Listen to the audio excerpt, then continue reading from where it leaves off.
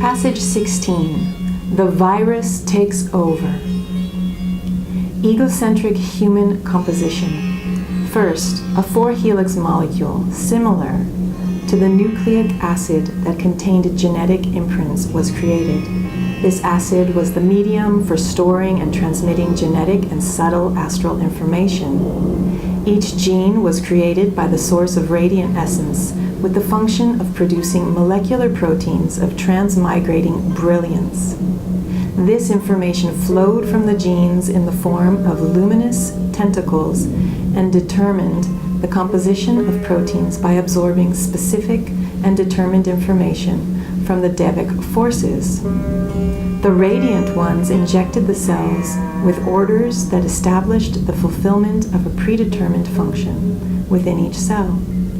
In this way, the old DNA was encrusted in the organized nucleus of chromosomes. Each one of these cells was created to contain dream genetic information. This information forced the DNA to duplicate before the cells divided and dispersed. Inside the dream, everything happens spontaneously, and an action causes an effect. The aforementioned effect was not planned, and it appeared like an act of magic.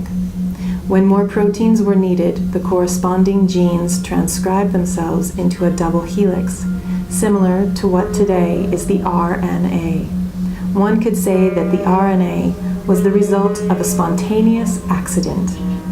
The interesting thing is that the one that was manipulated by the nebula has encrypted and unencrypted parts that are first processed so that the unencrypted parts are removed, which leaves the new RNA deficient of fundamental foundations.